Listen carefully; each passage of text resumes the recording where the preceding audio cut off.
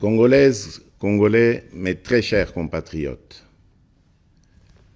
le 30 juin, nous célébrons bien plus qu'un simple anniversaire. Nous célébrons l'âme de notre nation, sa force et sa résilience. C'est une célébration de notre liberté chèrement acquise par le courage et les sacrifices consentis par les pères de notre indépendance qui ont combattu sans relâche les affres du colonialisme pour que nous puissions jouir de notre liberté et de notre souveraineté. C'est ici le lieu de rendre un hommage appuyé à leur bravoure, à leur détermination et à leur vision lumineuse pour un Congo uni, libre et prospère. Aujourd'hui, nous sommes 64 ans plus âgés, 64 ans plus forts, 64 fois plus déterminés à poursuivre l'œuvre de nos pères fondateurs.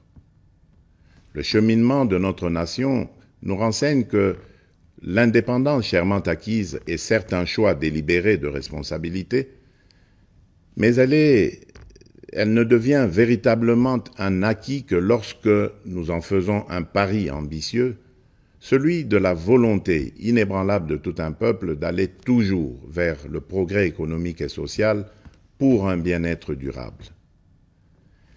Elle est un combat continu qui exige notre unité, notre solidarité et notre engagement pour un avenir meilleur pour tous. Mes très chers compatriotes, cette commémoration est marquée cette année par l'installation effective des institutions de la République et des animateurs issus du 4e cycle électoral qui a connu pour la première fois la participation d'une partie de nos compatriotes vivant à l'étranger. Ce processus est appelé à s'étendre à l'ensemble de la diaspora congolaise à travers le monde. Je me réjouis de célébrer notre marche collective vers la consolidation de la démocratie et la promotion de l'état de droit dans notre nation. Il est crucial que nous reconnaissions l'importance de ces valeurs fondamentales pour assurer une société juste, équitable et prospère pour tous. Mes très chers compatriotes, le défi sécuritaire auquel nous sommes injustement confrontés est complexe et exige une réponse collective, courageuse et déterminée de notre part. En cette journée sacrée de notre indépendance, je ne peux passer sous silence la grave situation sécuritaire qui secoue notre pays. Ce qui se passe à Kanyabayonga, à Kaini, au village du sud de Lubero ainsi que dans les territoires de Rutshuru, de Nyiragongo et du Masisi, constitue une agression flagrante contre notre souveraineté nationale et la paix de notre peuple. En ma qualité de président de la République et commandant suprême des forces armées et de la police nationale, je tiens à vous assurer de ma détermination inébranlable à défendre l'ensemble de notre territoire et à rétablir la paix.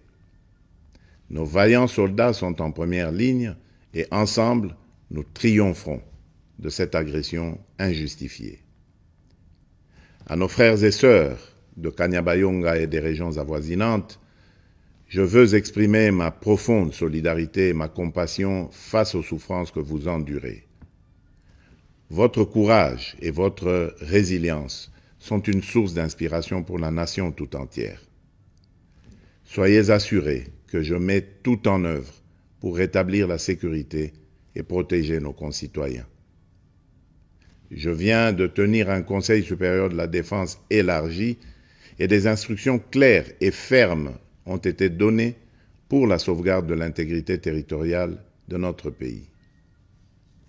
Ensemble, unis et déterminés, nous surmonterons ces épreuves et nous restaurerons la paix et la sécurité dans notre chère patrie.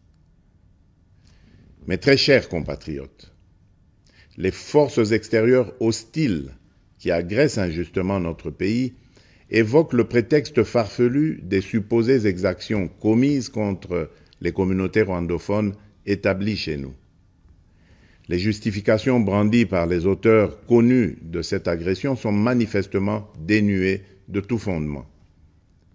Je tiens à rappeler fermement que la République démocratique du Congo, fidèle à son hospitalité légendaire, respectueuse des principes humanitaires et de ses obligations internationales, a toujours, depuis son accession à l'indépendance, accueilli par vagues de réfugiés venant des pays voisins.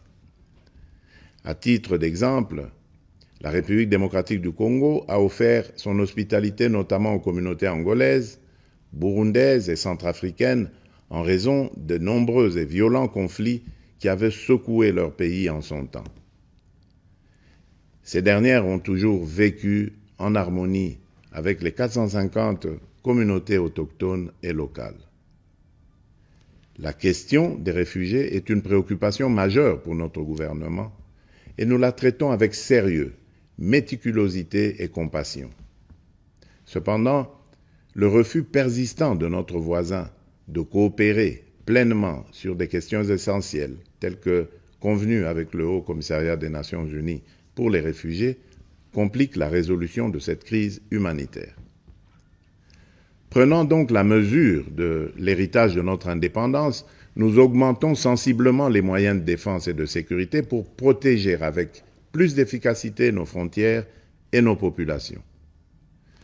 C'est pourquoi j'ai instruit le nouveau gouvernement de la République d'investir prioritairement dans le renforcement des capacités de l'État à sécuriser le territoire et la population, avec un budget cumulé sur les 5 ans représentant 20% du budget annuel, essentiellement destiné à poursuivre des actions de la montée en puissance de nos forces de défense et de sécurité. Honneur et courage aux vaillants soldats et combattants qui défendent loyalement la patrie au péril de leur vie. La nation ne vous oubliera pas.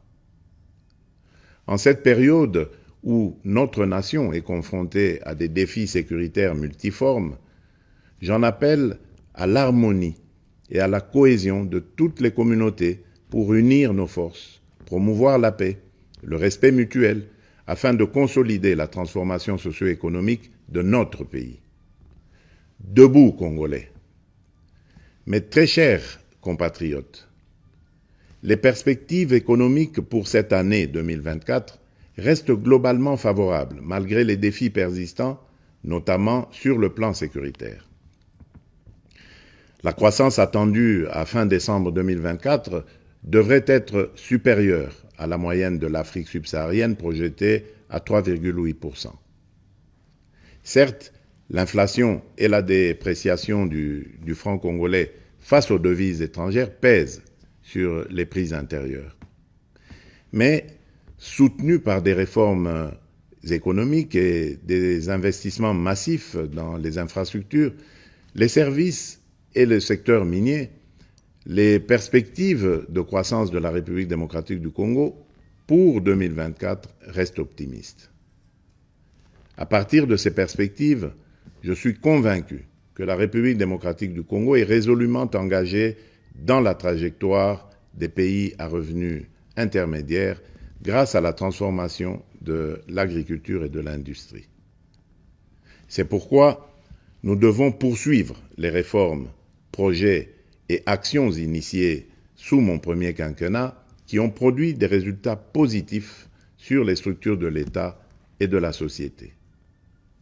Il s'agit, entre autres, de la restauration de la fonction de contrôle financier et d'audit des comptes publics pour améliorer la gouvernance, la consolidation de nos réserves de change évaluées actuellement à 5 milliards de dollars américains, la gratuité de l'enseignement de base, les différents paliers de la couverture santé universelle ainsi que le programme de développement local des 145 territoires. Ces acquis seront capitalisés par les réformes initiées pour assurer une transition vers une économie plus diversifiée grâce principalement à la transformation agricole et au développement des infrastructures dans le secteur des routes, des chemins de fer, du numérique et de l'énergie.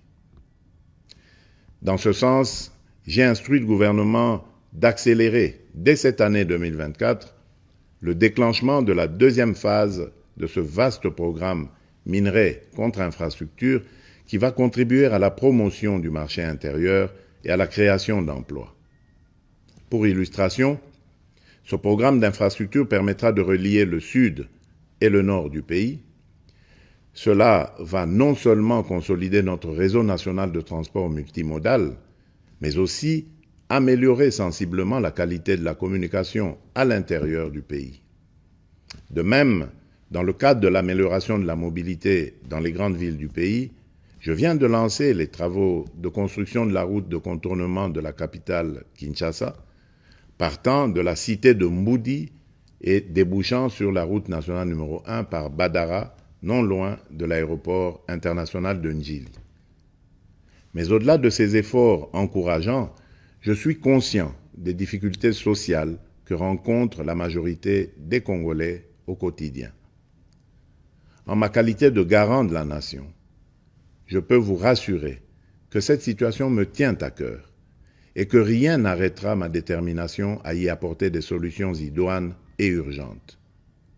Aussi, ai-je instruit le gouvernement à prendre des mesures nécessaires pour alléger le coût du panier de la ménagère et améliorer le pouvoir d'achat de la population. Mes très chers compatriotes, la véritable indépendance et la liberté découlent inévitablement du développement, fruit d'un dévouement et d'une prise de conscience profonde de nos responsabilités.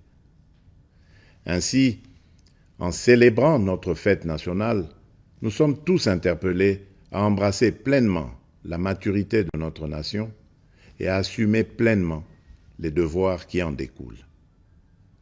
En tant que citoyennes et citoyens congolais, où que nous soyons, il est impératif de nous engager résolument pour promouvoir les valeurs de solidarité, de justice et de travail.